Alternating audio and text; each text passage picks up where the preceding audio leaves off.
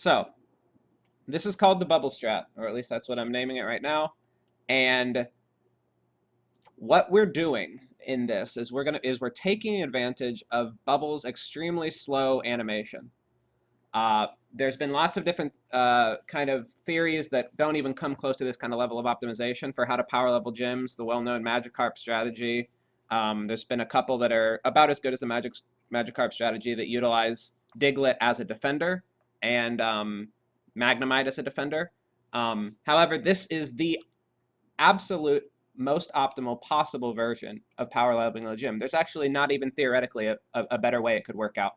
So let me show you exactly what's going on here and why this works.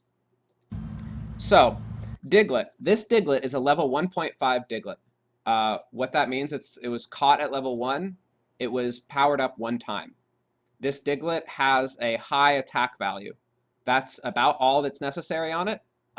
The Diglett is a very unique Pokemon, especially for battling gyms, because of an insanely low stamina stat.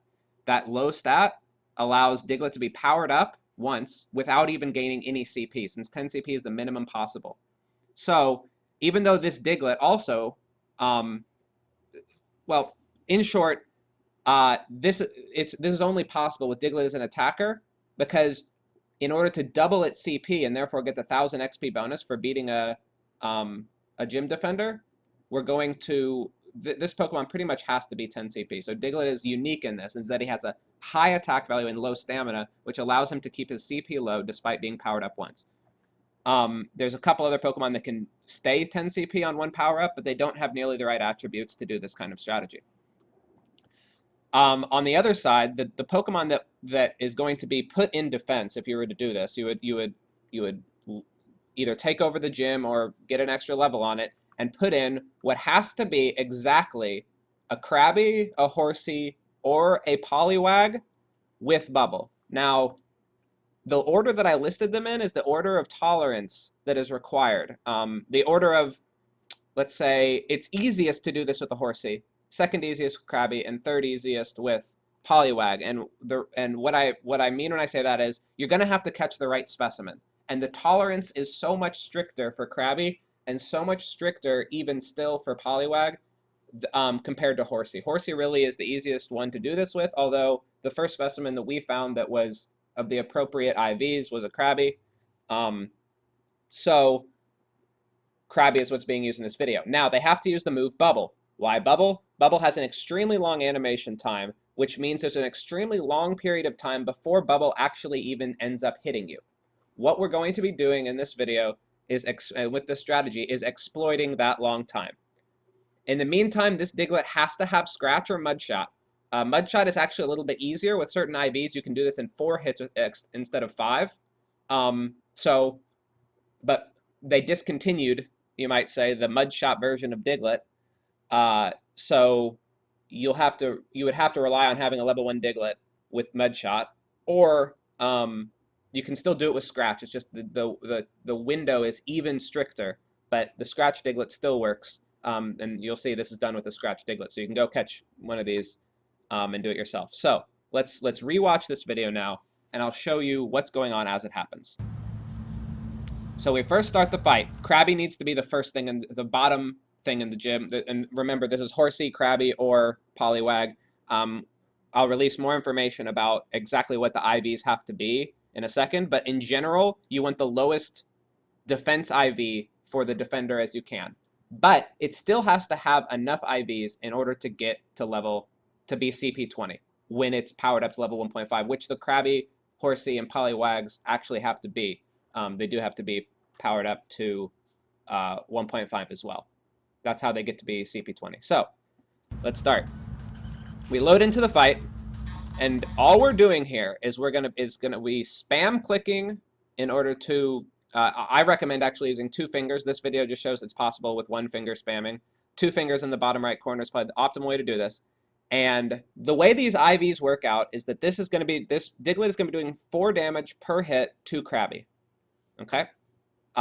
Krabby is then, so that means we have to hit Krabby 5 times. Since the minimum possible defending health is 20, we're going to have to hit this guy 5 times. Okay, there. Okay, so we're starting. We hit 1 scratch, 2 scratch. You can see this just chunking the health bar. He's starting his bubble animation. Remember, there is a little advantage that you get as an attacker, which lets you get in a couple free attacks, which is what makes this work. If they both started attacking at the same time, this wouldn't work. 3 scratch. Now the bubble's heading towards him, but we haven't even got the yellow flash yet. 4 scratches in. Now we get the yellow flash. That means the move is going to hit in the next half second. But we get 1 last scratch in, and we kill Krabby. Now this little bit of health bar here is actually not really there. This Krabby is dead. And the game then finishes out the attack, seemingly, onto Diglett, to nuking him completely of his health with this 1 bubble. Now, so theoretically they both die, but you see the word victory here, which means that actually Krabby died first, which cancels this damage onto Diglett. And you can see this, although the game suggests that Diglett died in this fight, he actually didn't die. Because as you can see, he's going to come back. So Diglett full health. There's a animation thing here where the Diglett itself doesn't show up, but don't worry about that. This is a second Krabby, by the way. This isn't like the first Krabby being redone. This is the second Krabby that he's got in this gym. Now, so what's happened, to summarize, is we killed a Krabby. Krabby fainted. We got victory. And then it just showed Diglett's health going down, but it didn't, in fact, actually go down. Diglett is still right here, ready to fight. And now he'll do 1 scratch, 2 scratch, bubble animation starting, 3 scratch, 4 scratch, yellow flash, 5th scratch hits, kills Krabby. Diglett takes full health, seemingly shows that he takes full health loss, but he doesn't actually.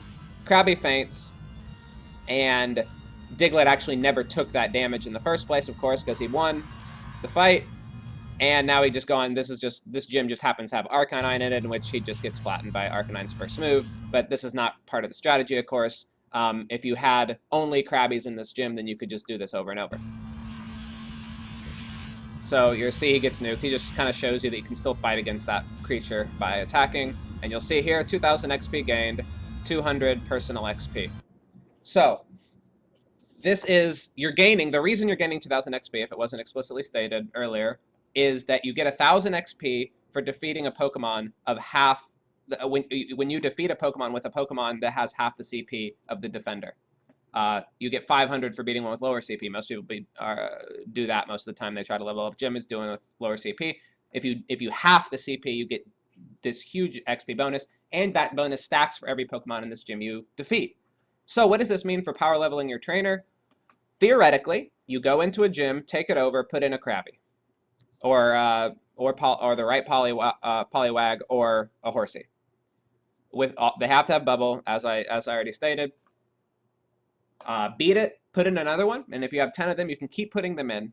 And theoretically, once you have a level 10 gym full of those bubble defenders, you can run through them in about 110 seconds to beat the entire gym, and in so doing, you get 10,000 XP for the gym and 1,000 XP for yourself. So that's like, so it's like 2 evolutions, basically per 110 seconds. And this 110 seconds also includes the time taken to get back into the gym. So this is 32,700 XP per minute, or per hour. Per hour, 32,000 per hour. And with Lucky Egg, that's 64,000 XP per hour, which means that, and it doesn't require any resources at all. The best part is, although the window is quite strict for the amount of hitting the scratches in time, sometimes you'll fail. But when you fail, remember, your Pokemon is just returned to you with 1 HP. So all you've lost is the time spent in that one fight, just like 3 or 4 seconds if you fail the trick. Because the Pokemon being alive at 1 HP means it doesn't require a revive, and it doesn't require a potion, because it doesn't need any of its health. After all, as soon as it gets hit, it instantly dies. So this is why it's really the best possible and most optimal possible way to level a gym, is because if you fail the trick, you're not punished whatsoever. Your Pokemon just goes in at 1 HP and it does just fine. If you don't require any potions or any revives to do it, It doesn't require catching a high CP Pokemon. In fact, it just requires catching what genuinely is the worst possible Pokemon we can find for this situation. The Pokemon required aren't very uncommon. Yeah, they are all water Pokemon, but you know, they're not the most. It's not going to be very difficult to find it, and it happens as fast as a battle can happen. You literally attack before the enemy even gets off one attack, making this fairly game breaking and utterly optimized. We'll put out a more professional video later. Thanks to the